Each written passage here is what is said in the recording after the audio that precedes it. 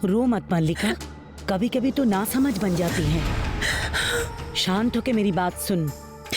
मैं जो भी कहती हूँ तेरे भले के लिए कहती हूँ। कहिए माता, मैं आपकी बातों का उल्लंघन नहीं करूंगी।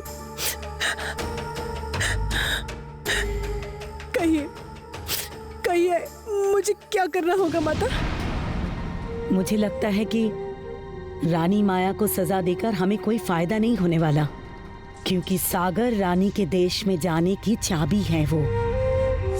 उसके बिना तू जरा भी आगे नहीं बढ़ पाएगी। परंतु माता, माया तो मेरी कोई भी बात मानने के लिए तैयार नहीं है। माया सागर रानी के देश में अवश्य जाना चाहती है, परंतु उस चंपा के फूल की रखवाली करने के लिए सम्मत नहीं। मल्लिका, सीधे उंगली से घी ना निकले तो उंगली टेढ़ी करनी पड़ती है, लेकिन क्रोध के आवेश में आके नहीं। मैं जो कह रही हूं ठंडे दिमाग से सुन।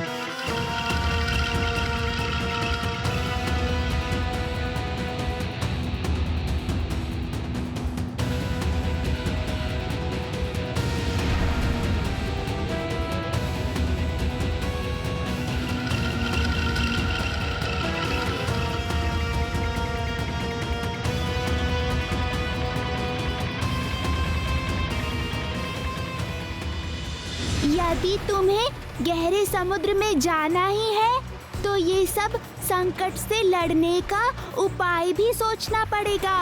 व्यर्थ में अपने प्राण खो देने का कोई अर्थ नहीं है ना पारुल? सही कह रही हूँ ना? लेकिन क्या उपाय मछली बहन, मुझे तो कुछ भी समझ नहीं आ रहा। एक काम करो, वो देखो, उस ओर एक पत्थर की गुफा है। अभी आधी रात को अधिक चिंता ना करके उस गुफा में जाके थोड़ा विश्राम कर लो। वहाँ जाके सो जाओ। रात बीतते ही बुद्धि बढ़ जाती है। देखना, सुबह की पहली किरण के साथ कोई ना कोई उपाय अवश्य मिल जाएगा। जाओ मित्र।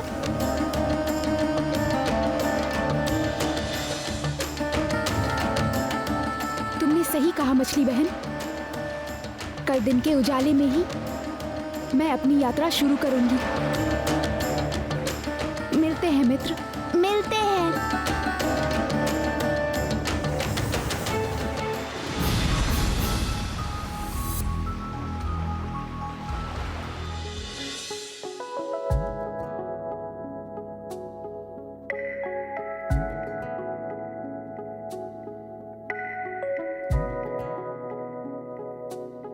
नीलाक्षी तातिनी सागरिका बड़े दिनों से शिकार के लिए गए हैं। अभी तक वो सब लौटे क्यों नहीं? क्या पता उन्हें शिकार मिला ही ना हो। ऐसे कैसे? पूर्णिमा में अधिक दिन शेष नहीं है, तो फिर क्या शिकार करने के लिए अब मुझे ही जाना पड़ेगा प्रबल द्वीप में? असल में प्रबल द्वीप के आसपास आजकल कोई इंसान नहीं आना चाहता। अपने प्राण खोने के भय से सब दूर रहते हैं। इसी कारण आजकल शिकार मिलना बहुत मुश्किल हो रहा है। तो फिर कहीं दूर जाओ, इंसानों के बस्ती के निकट। शिकार के अभाव से इस पूर्णिमा में मर के समुद्र का फेन तो बन सकती हूँ मैं। मुझे जीवित रहना है और जीवित रहने के लिए मुझे शिकार चाहिए। क्षमा कीजिए सागर रानी, हम मत्स्य कन्याओं की संख्या इतनी अधिक हो गई है, इसी कारण अभाव हो रहा है। यदि एक भी शिकार मिल जाए तो फिर उस पे पहला अधिकार होगा मेरा, क्योंकि मैं रानी हूँ। और सागर रानी को जीवित रखने के लिए यदि बाकी की मत्स्य कन्याएं फेन बन जाती हैं, तो ये भी सही है। जाना तो मुझे है ही, लेकिन कैसे जाऊंगी? गहरे समुद्र के वो सब संकटों को टालते हुए कैसे मैं स्वर्ण केसरी समुद्री घोड़े के राज्य में पहुंचूंगी? ये बड़ी चिंता का विषय है। सेनापति जी का जीवित रहना पूरी तरह से मेरी सफलता पर ही निर्भर करता है। मुझे उनको बचाना ही होगा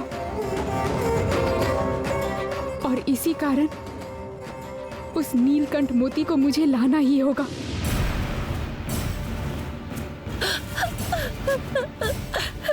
मुक्ता, मुक्ता क्यों रो रही हो? क्या हुआ?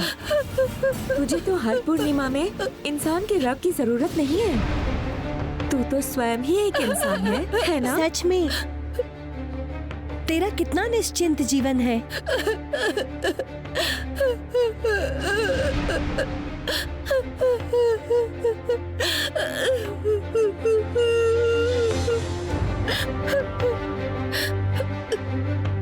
मुक्ता रो मत। अच्छा ठीक है, मैं तुझे एक मोती का हार देती हूँ।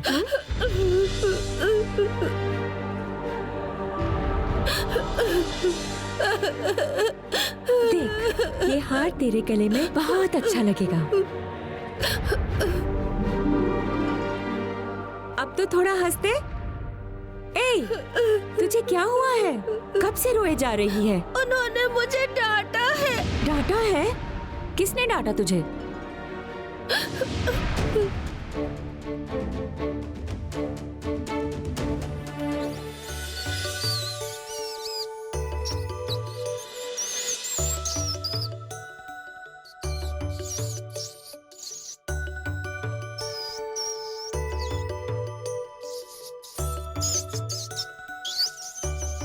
बड़ी सावधानी से किसी भी वस्तु में अपने दांत कड़ाना। अभी तेरे दूध के दांत हैं, सावधान रहना ही उचित होगा। अच्छा माँ, हमारे दांत तो बहुत शक्तिशाली हैं। फिर क्या हम पत्थर को भी दांत से तोड़ सकते हैं? बताओ तो। ऐसी भूल कदापि मत करना। हमारे दांत कितने भी शक्तिशाली क्यों ना हो, हम पत्थर को काट के टुकड़े टुकड़े नहीं कर सकते। बल्कि हम यदि पत्थर को काटने जाएंगे तो हमारे दांत ही टूट जाएंगे। क्या पत्थर मेरी उन सब भयानक दांत वाले मछलियों से रक्षा करने में समर्थ हो पाएगा? परंतु पत्थर से मैं क्या कर सकती हूँ? और इतने सारे पत्थर मुझे मिलेंगे कहाँ से? मुझे अभी जाना होगा उस गहरे समुद्र की ओर। लेकिन उस गहरे समुद्र के सारे भयानक संकट मैं पार कैसे करूंगी? वो भयानक हिंसात्मक मांसाहारी मछलियाँ, विषैली तारा मछलियाँ, आरी जैसे दांत वाली हंगर मछलियाँ, और फिर वो खूंखार समुद्री घोड़ों की सेना। इतने सारे भयानक संकटों को पार करके मैं वहाँ पहुँचूंगी कैसे? मुझे तो कुछ समझ नहीं आ रहा।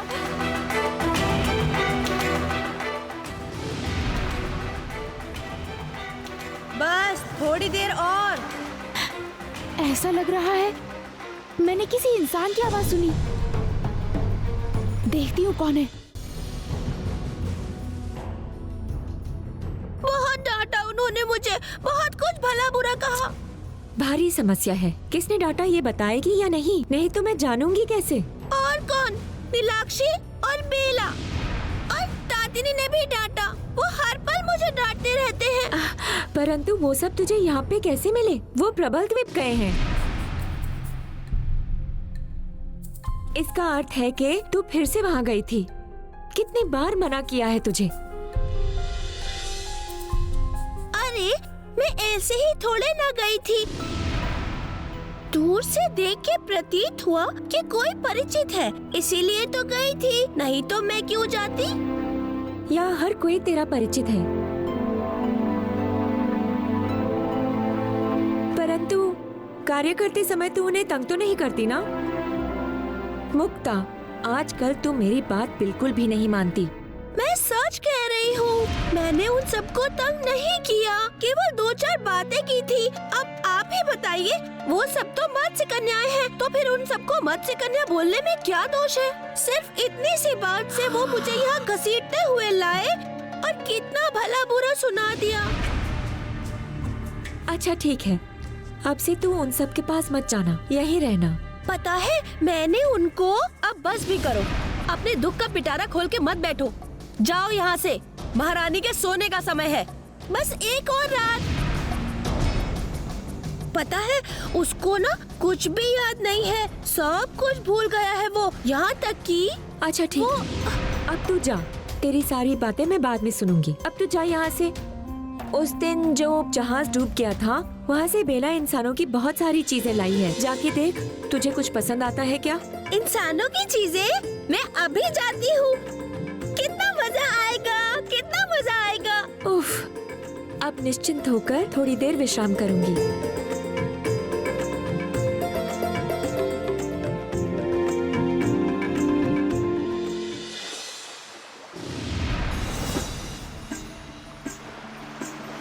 अरे जल्दी जल्दी करो, अभी भी ढेर सारा काम करना बाकी है। आग को थोड़ा बढ़ा दो, चलो तेज करो आग को। क्या कर रहे हो तुम लोग? क्या बना रहे हो? हम सब एक बड़ी सी नाव बना रहे हैं। बड़ी सी नाव? हाँ, मिल गया उपाय। मुझे समझ आ गया मुझे। कैसे गहरे समुद्र के संकट से बच पाऊंगी मैं। अब कोई चिंता नहीं।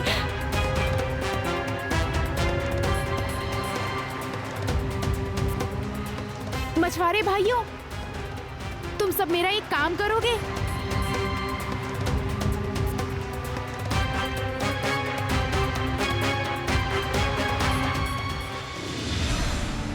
अरे कौन हो तुम? पहले तो कभी यहाँ पर तुम्हें नहीं देखा। कहाँ से आई हो तुम? मैं दूसरे देश से आई हूँ। एक विशेष कार्य पूरा करने आई हूँ और मुझे शंखिनी ने यहाँ भेजा है।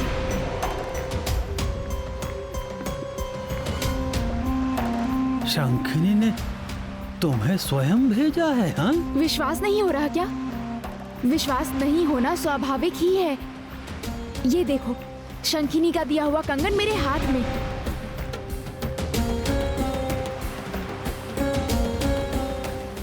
जय शंखिनी की जय, शंखिनी की जय, शंखिनी की जय। बताओ, अब तो विश्वास हो रहा है ना? क्षमा करना बेटी, असल में हम समझ नहीं पाए। जब शंखिनी ने तुम्हें यहाँ भेजा है तो तुम साधारण कन्या तो नहीं हो। बताओ बताओ हमें क्या करना होगा?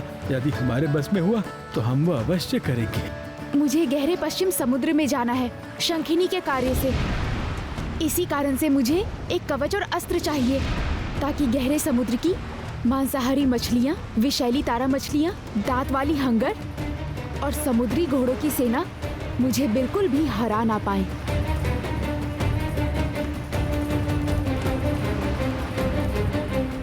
शंखिनी का दिया हुआ चिन्ह तुम्हारे हाथ में है। हम तुम्हें मना तो बिल्कुल नहीं कर सकते, परंतु बेटी हम सब साधारण गरीब मछुआरे हैं। वो सब कवच और अस्त्र हम कहाँ से लाएंगे? हम कहाँ से लाएंगे बेटी, बताओ। तुम सब चिंता मत करो। मैं तुम लोगों से जो अस्त्र और कवच मांग रही हूँ वो तुम लोग बड़ी ही सहजता से बना सकते हो। धातु का कवच नहीं चाहिए। तुम लोगों के पास जो कुछ भी है उसी से बना हुआ कवच चाहिए। कुछ टाट लाके अच्छे से मेरे शरीर पर लपेट दो और उसके ऊपर अच्छे से रस्सी लपेट दो। रस्सी की खोली जब ठोस बन जाए तब उसके ऊपर डाल दो ये पिघला हुआ अलकतरा। बस इससे तुम्हारा काम हो जाएगा? अवश्य होगा। इस अलकतरे के ऊपर अगर कोई दांत लगाएगा तो उसके दांत ही टूट जाएंगे। वाह वाह वाह वाह, तुम तो बहुत ही बुद्धिमान हो। और अपने गांव के किसी एक लोहार से शीघ्र ही मेरे लिए एक अस्त्र बनवा के लाओ। उस अस्त्र के ऊपर भी मोटा सा अलकतरा का लेप लगाना। बस तैयार हो जाएगा मेरा अस्त्र और मेरा कवच।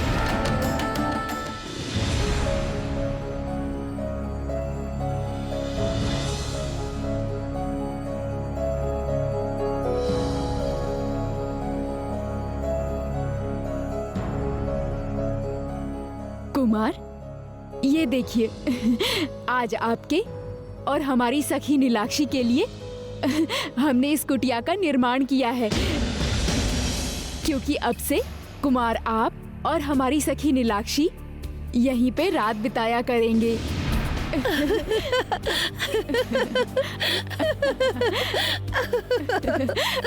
और आप दोनों मिलकर यहाँ पे एक नया संसार रचाएंगे। आप बैठिए यहाँ, आप दोनों थोड़ी देर के लिए बातें कीजिए।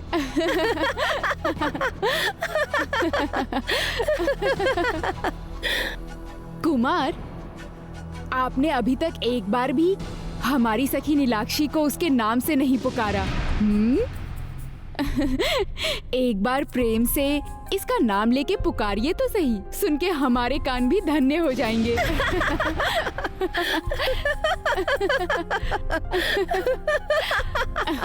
वो कहाँ है? वो क्यों नहीं दिख रही?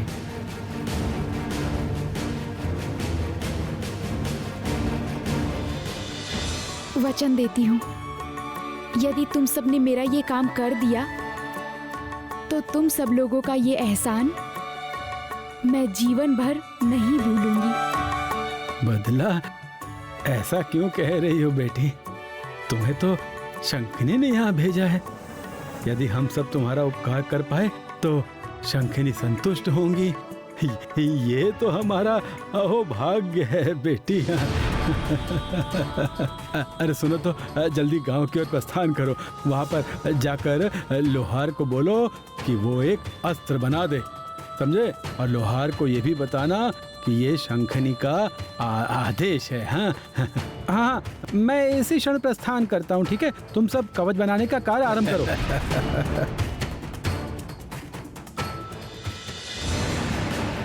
किसकी बात कर रहे हैं वो? कुमार? हाँ? किसी को ढूंढ रहे हैं क्या? वो जो छोटी सी बच्ची थी जो मेरे साथ समुद्र के तट पर बात कर रही थी। अरे, आप मुझे पहचान नहीं पा रहे? इतने कम समय में भूल गए? कहाँ गई वो? उसने कहा उसने मुझे मछुआरों के गांव में देखा था। फिर उसने किसी एक इंसान के बारे में कहा था, कोई लड़की के बारे में कहा था। उस बच्ची ने मुझे एक लड़की के साथ समुद्र के तट पे बात करते हुए सुना था। उस बच्ची को बुला दो ना, वो अवश्य जानती होगी कि मेरा देश कहाँ है, मेरा घर कहाँ है।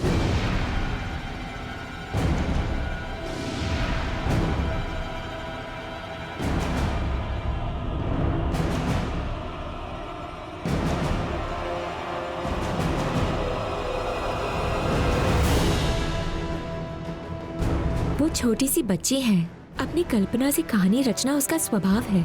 उसने ऐसे ही कुछ कह दिया होगा और उसको लेके आप इतने चिंतित हो रहे हैं। कुमार, आप ये सब भूल जाइए। जो आपके आंखों के सामने नहीं है वो नहीं है, और जो है वो ग्रहण कीजिए। देखिएगा जीवन और भी सुंदर बन जाएगा, और भी रंगीन बन जाएगा।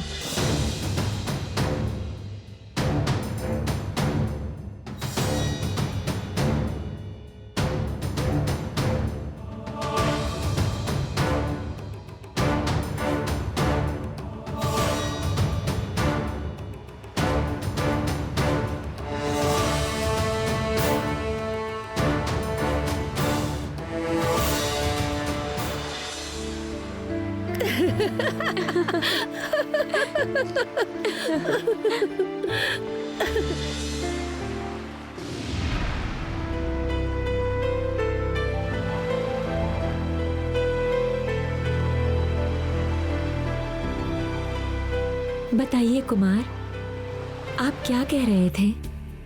क्या कह रहा था? आप कह रहे थे बाहर जाने के बारे में। बाहर आकाश में बहुत सुंदर चांद निकला है। चलिए इस कुटिया से बाहर जाएंगे तो अच्छा लगेगा।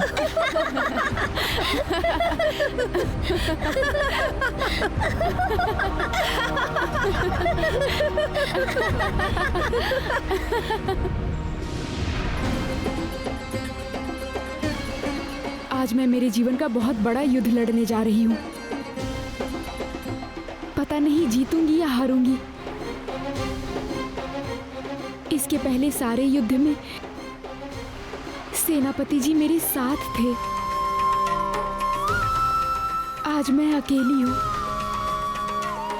सेनापति जी के प्राण बचाने के लिए इस युद्ध में जीतना बहुत आवश्यक है। सेनापति महाराज अब कहाँ पर है, किस अवस्था में है, ये मैं नहीं जानती। आपको लेके मैं बहुत चिंतित हूँ।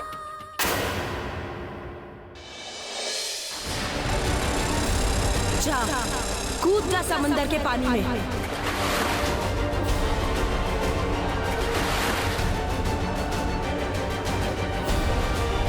सेनापति जी, सेनापति जी। कौन हो तुम? सेनापति जी तो मुझे पहचान ही नहीं रहे हैं। किससे बात कर रहे हैं आप? वो जो लड़की वहाँ पानी में खड़ी है, बार बार मुझे बुला रही है। यहाँ तो कोई भी नहीं है। आप मेरी बात सुन पा रहे हैं सेनापति जी?